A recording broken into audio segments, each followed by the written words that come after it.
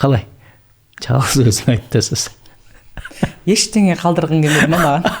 Кеше ғана бала едің, келдің міне 10 жасқа. 10-ға бүгін толыпсың, 10-сында өзің толықсың. Келеді мені көргің, көре бергің. Сен де мен үшін болдың, сүйген адам кейде саған бәле болдың. Не сөз мынау? Ақын деген атың бар ғой, не масқара мынау? Ақынға барыңдар деп 10 бағдарлама бойы айтып келдік. Барғанда ақындарың осындай болып шықса, не болды мынау? Кімнен үміт күтеді сонда? Сен жазба бұдан былай. Тыйым салам саған. Бүкіл әнші сені іздеп жүр ғой қазір. Сен ешкімнен кешірім сұрауға тиіс емессің, өйткені сен жеке тұлғасың. Неге сен біреудің шұлығын жуып отыруың керек? Әркім өзімен айналысқан дұрыс. Бір хитан жаздым деп ойын ғана тауып алып, қалай болса солай ұйқаспайтын, бір ойына қарсы келетін, бір жолында айтқан өлеңді есікті ашып, екінші жолында қайтып қашып бара жатсаң, ол өз-өзіңе деген қарсылық қой. Ақынның да естісі бар, есері бар. Мынау есер ақын.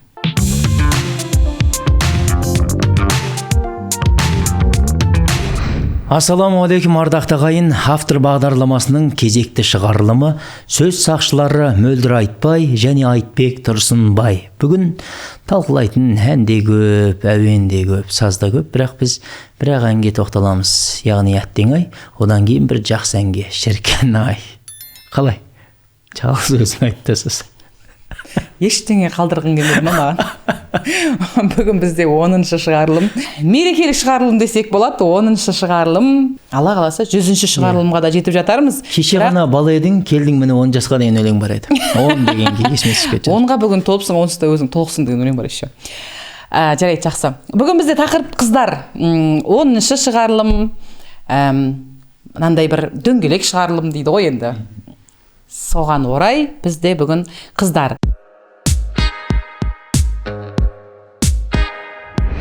Бұл қыздың есімі Баян Сұлу. Баян Сұлу десе Баян Сұлу өзі. Өз сондай сұлу. Әннің аты Ауа рай. Неге әттең ай деулеріңіз мүмкін? Өйткені бұл өлеңнің мына жерін барлықтарыңыз білесіздер. Көңілге қалай қаламай, көздеріңе қарамай. Бір ай ғана уақыттың ішінде 13 миллион қаралым жинаған. 2700, 3000-нан астам пікір жазылған. Ән тамаша, орындау тамаша, қыздың сұлулығы да тамаша болып тұр. Тақырыпты да әдемі таңдаған. Тек сөз нашар. Сөз.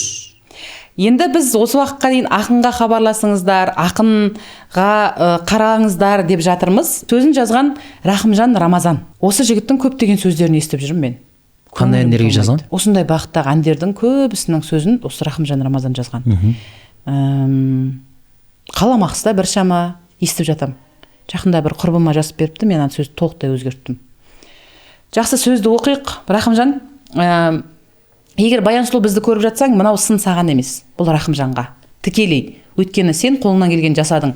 Сен тамаша ән таптың, тамаша ақын таптым деп ойладың, тамаша бейне баян түсірдің, тамаша орындадың. Жеткіздің. Ол тамаша жетті және бір айдың ішінде 13 миллион қаралым деген ол керемет жетістік. Бұл бір жылдың ішінде 100 миллионнан асатынына менің ешқандай күмәнім жоқ. Және жақында Баян Сұлудың Индира Илубаева әпкеміздің әніне жазылған, Назгүл Бердіғожа құрбымыздың сөзіне жазылған, кезінде Нәби Аймұратов марқұм орындаған мүмкін емес деген әнді бір киноға саундтрек ретінде айтып жатыр екен. Тамаша орындаған.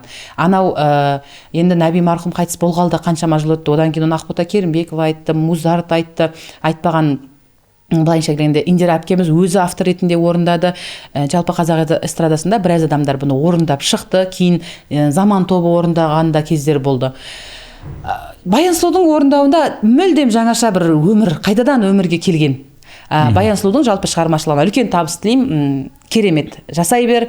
Сені сынайық деген ой жоқ. Бұл жерде біз Рахымжанды сынаймыз. Сөз. Келеді мені көргің, көре бергің.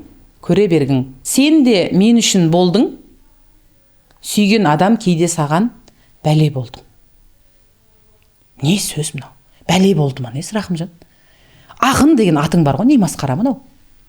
Ақынға барыңдар деп 10 бағдарлама бойы айтып келдік. Барғанда ақындарың осындай болып шықса, не болды мынау? Кімнен үміт күтеді сонда? Сен жазба бұдан былай. Тыйым салам саған мен. жазсаң жазалаймын. Мен көңіліме сені қаладым. Мен көңіліммен сені қаладым. Жүрегіңді кейде жараладым. Байқамадым, кешір анда-санда сені жаным.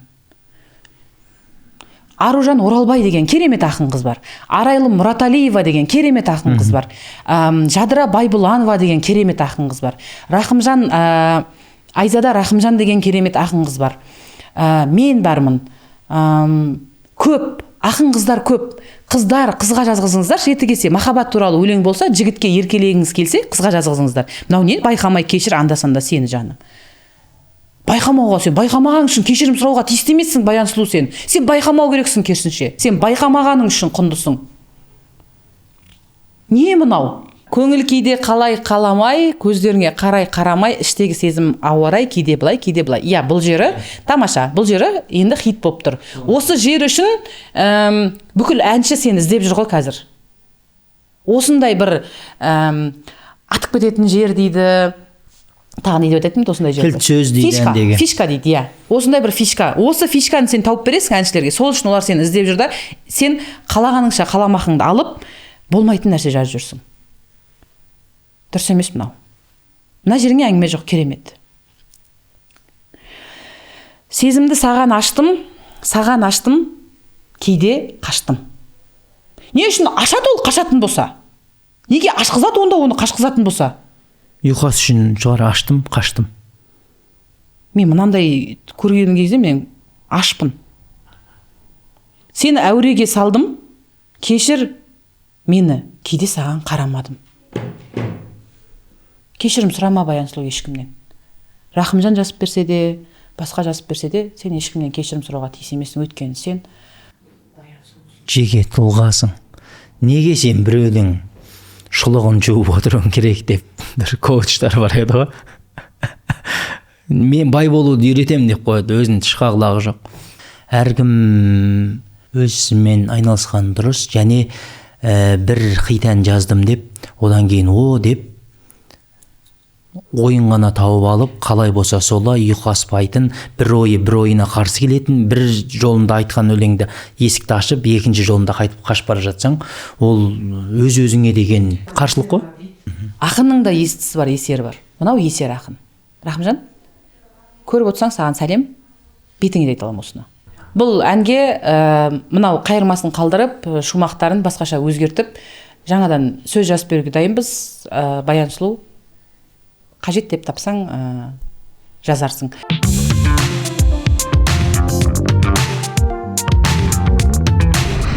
Бүгінгі Шіркінай бөлімінің Шіркінай айдарының қонағы, кейіпкері Шіркінай десе Шіркінай дейтіндей ақ. Әннің шыққанына 5 жылдан астам уақыт болған. Той-думан желісінде 1.300.000-нан астам қаралым жинаған. 5 жыл үшін аз, бірақ бұл өлең ешқандай қаралым жинамаса да, кез келген адамның жүрегінде, санасының түбінде, былайша айтқанда кез келген адамның жүрегіндегі бір сағынышы, тіпті кейбір адамдардың анасынан, әкесінен айырылған адамдардың қасіреті десек те болады. Бұл өлеңді көзге жас алмай тыңдау мүмкін емес.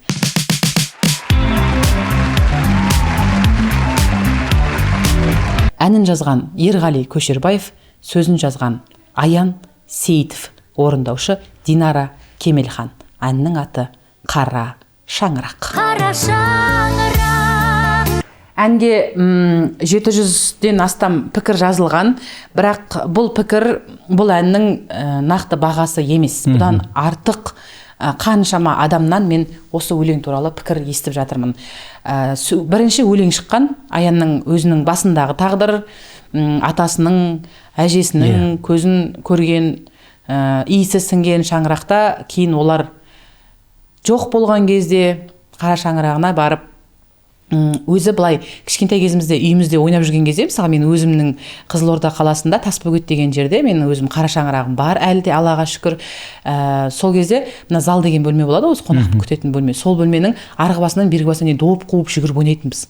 Қазір анау доп қумақты түгіл 2 аттасам арғы басына жетіп барам ана бөлменің. сол бөлме үлкен болып көрінетін, өйткені біз кішкентай едік та, анау бізге әлемдегі ең бір кең, ең тамаша үй болып көрінетін. Ең жайлы мекен. Иә, ең жайлы мекен болатын. Кейін өзің бір үй аласың, өзің бір шаңырақ көтересің, сонымен ана үйге барған кезде ол үй шөгіп қалады. Сенің көз алдыңда. Өйткені сенің сол кездегі қуатты әкең шөгіп қалған. Анаң да солай. Жарқырап жүретін, жап-жас анаң қартайып, белі бүкірейіп, таяқ ұстап қалған. Немесе олар жоқ. Сол кезде ана үй жаңа қасіреттің бәрін саған көрсетеді ғой. Тәтті балалық шақ естеліктері барлығы еске түседі, бірақ оның бір жоқ, көшеде ойнап жүрген достарың жоқ, көршілерің жоқ, тек қана сағыныштың елестері ғана санада айналып тұрады. Сол кезде сол сағыныштың былай шығарған екен. Сағыныштың елестері айналатын мекен ол қара шаңырақ. Қара шаңырақ, өзіңде өстім бір кезде балаша жылап, қақпаңнан сенің арманмен шығып кетіп ем, қалдаға жол пұл, қиялға қала салып ап. Қара шаңырақ, тағы кеп тұрмын алдыңа балаша жылап, атамның үйі жүретін кетпенін қайрап, әжемнің үйі жататын алаша құрап. Қара шаңырақ, қара шаңырақ, қара шаңырақ, бұл үйдің қазір атасы анасы әруақ, күнгей беттегі солардың бейіті құсап, аласаруын қалыпсың, аласары бақ. Қара шаңырақ, тағы кеп тұрмын алдыңа балаша жылап, атамның үйі жүретін кетпенін қайрап, әжемнің үйі жататын алаша құрап. Қара шаңырақ, қара шаңырақ, екі шумақ бір қайырма. Бірақ бүкіл қара шаңыраққа айтылу керек дүние оймақтай оймен үш шумаққа сыйып тұр. Және бір ескере кететін жер, жайт өлең бастан аяғына дейін бір ғана ұйқаспен жазылған. Былай қарасаң, қара шаңырақ деген сөздің өзі 5 буынды күрделі ұйқас. Оған өлеңнің басынан аяғына дейін екі шумақта да, қайырмада да сол ұйқаспен. Ауыл жайлы өлең шығарсақ, не болмаса өз үйім, туған үйім деген өлең шығарсақ, қайтқым келеді, қаладан көңілім қалды, кептеліс шаршатты, ауылым күтіп ал, мен саған бара жатырмын, құшағыңдаш, не болмаса кетік достар қайдасыңдар, мен ауылға келдім деген бір сарынды. Ал бұл жерде сағыныш та бар, қайғы, қасірет те бар, балалық шақтың бейнесі, еске алу, бір бейкүнә сезім де бар. Барлығы бар. Және бір ескертетін жайт, бірінші өлең шыққан Ерғали Көшербаев, сізге мың алғыс. Осы өлеңнің әнін тапқан ғой. Мына өлеңді поэзия ретінде оқудың өзі қиын негізі. Сол күрделі поэзияны алып келіп, қасіретке толы поэзияны алып келіп, мынандай ән қылып бергеніңіз үшін сізге бас иеміз. Және Динара Кемелхан өнердің өлкесіндегі ерке арулардың есті ән таңдай алатын талғамы биік арулардың бірі. Динара ханымға да үлкен алғыс айтамыз, мына өлеңді нақышына келтіре орындағаны үшін. Бейнебаян да керемет. Әсет Иманғалиев өзіміздің актер ағамыз түскен. Бір сөзбен айтқанда, шіркін-ай. Жақсы авторларды біз елге, жерге бөліп қарап жатқан жоқпыз, бірақ риза болған авторлардың көбі, риза болғаным Батыс Қазақстаннан екен. Оның ішінде Ақтөбе қаласынан, Ақтөбеден Данияр Алдаберген бар. Оразбек Қиынбай, Қайнар Алагөз, Иршат Қайболдин, Аян Сейіт, алақандай Ақтөбеден осындай Алатаудай тарихта қалатын әндерді жазып жатқан шабытты ақын аға бауырларымның барына қуанам, және шығармашылық шабыт тілеймін. Бұл Аянның жеке өзінің элегиясы ғой, өзінің ішіндегі сезімдері, өзінің басынан кешкендері шығар деп ойлаймын. Сондықтан Аянға да бас иіп алғыс айтамыз. Тамаша, мына өлеңді көрген, тыңдаған 1.300.000 адам, сіздерге де бас иеміз. Талғамдарыңыз төмендетпеңіздер. Мына өлеңнің қаралымы негізі 130 миллион болу керек еді ғой 5 жылда. Бірақ енді бұл біздің халықтың әлі де бұндай есті әндерге дайын еместігінің көрінісі деп ойлаймын. Өйткені қазіргі интернет пен әлеуметтік желінің басты қозғаушы күші жастар. Қазіргі көп жастарда қара шаңырақ деген ұғым жоқ. Мысалға мына Алматыда туылған балалардың көбісінде пәтерде тұрады. мына пәтердің егесі ауыстыратын болса, сатып жіберетін болса, көшіңдер дейді, бұлар көшіп кетеді келесі пәтерге. Бұл ұғым бұларда жоқ. Көршімен араласу деген ұғым жоқ. Көршімен араласу деген ұғым жоқ. Кетпен қайрап отыратын, алашағырап жататын ата мен апа жоқ.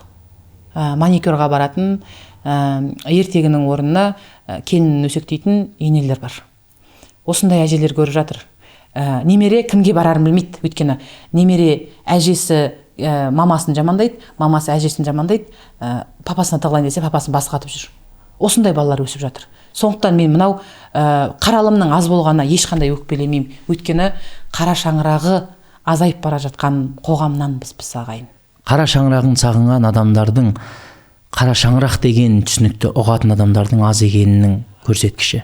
Мына әнді тыңдағаннан кейін бізде арман қуып жұмыс деп Алматыда жүрміз ғой. Ауылға кеткім келіп кетті шыны керек. Қара шаңырағыма барып, атамды құшақтап, атама еркелеп, ауылға қайтқым келеді. Ауылда тудым себебі, табылмай қойды қаладан жанымның нағыз керек. Кеттік бәрін таста. Шіркін-ай, есті әндер, сапалы әндер, саналы әндер, өміршең әндер көп болсын. 18 мың қаламның авторы, жаратушы баршамызға жар болсын. Әттең ай дейтін күндерімізден, әттең ай дейтін әндерімізден, шіркін ай дейтін күндерімізбен әндеріміз көп болсын. Сөзді ойнатуға болады, сөзбен ойнауға болмайды. Сау болыңыздар. Аман болыңыздар.